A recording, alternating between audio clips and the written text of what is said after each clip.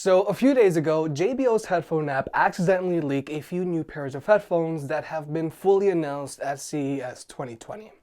And after getting a closer look at the new JBL Club 700BT, JBL Club 950NC, and JBL Club One, I'm even more excited about them because I really think these headphones have the potential to be great. Now, for the record, I've never really been a big fan of JBL's headphones. The JBL Everest Elite 700NCs just pale in comparison to the Sony 1000 XM3 and Bose NC700, and the JBL Live 650BT&Cs just rest very awkwardly on your head.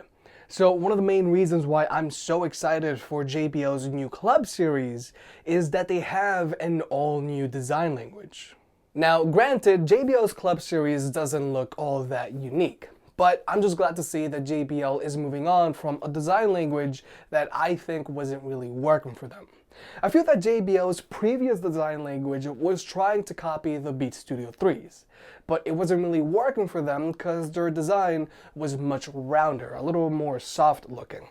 But one critique that I do have about this new design is the placement of their logo. I really think JBL should have been a little more subtle with the placement of this logo.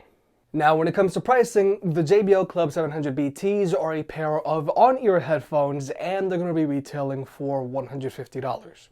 Now, unfortunately, these headphones don't have active noise cancellation, but they do have a bass boost button, an ambient mode, and voice assistant integration.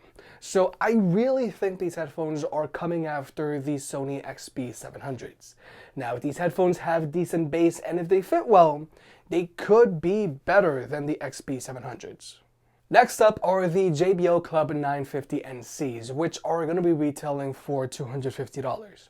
Now, these are over-ear headphones and they have everything the Club 700BTs have, but they also have active noise cancellation.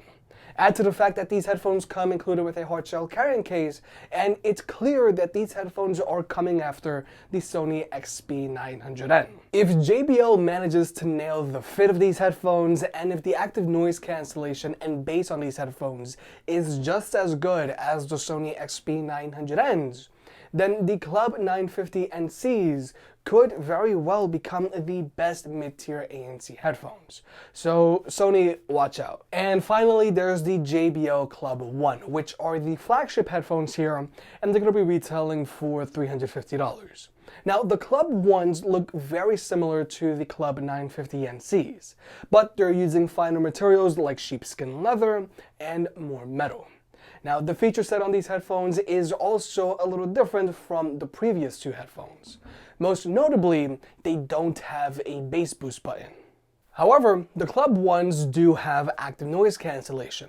But the ANC on the Club One is slightly different than the ANC found on the Club 950NCs.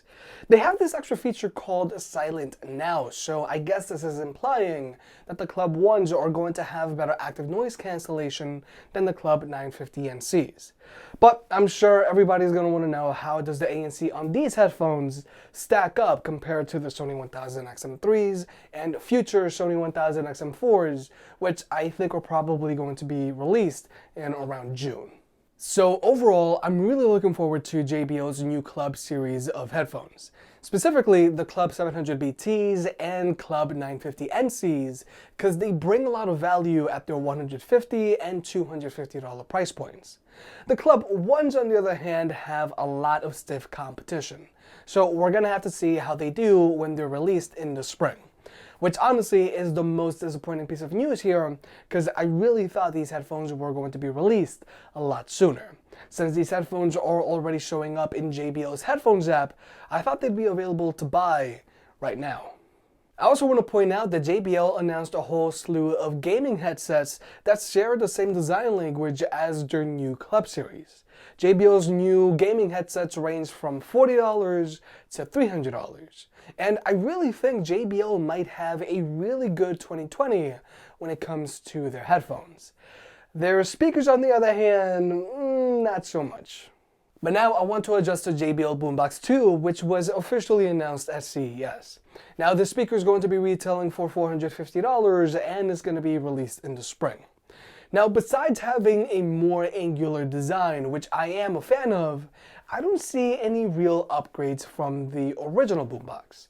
Now, everybody's worried that the Boombox 2 is going to be moving to a mono setup from a stereo setup like JBL's more recent speakers, but we still can't be sure because JBL still hasn't disclosed the Boombox 2 speaker setup. But overall, JBL claims that the Boombox 2 sounds better, gets louder, and has more bass than the original Boombox. But we'll just have to wait and see. But the most notable upgrade on the Boombox 2 is that it now has Party Boost, which objectively is better than JBL Connect Plus. But just keep in mind the Boombox 2 will only be able to pair to other Party Boost enabled speakers. So overall, even though I'm not all that impressed by the Boombox 2, I really think JBL had a great showing when it comes to their headphones. If their new designs manage to fit better than their previous headphones, then the JBL Club 700BTs and JBL Club 950NCs might be worth picking up. Now, before I wrap this video up, I want to quickly point out the new HyperX Cloud Flight S gaming headset. What has me particularly excited about this headset is that they have wireless charging. But instead of using a proprietary charging cradle like some other headphones that have wireless charging, these headphones use the Qi standard. So any Qi wireless charger should work. So I think we're getting a little closer to where we finally have a pair of headphones that have wireless charging, but more importantly, power sharing. So ideally, if your phone is running a little low on battery, you could charge it up with your headphones. Now, I would love to see power sharing come to the Sony 1000 XM4s or even the Sony 1000 XM5s, so let's just get that rumor going.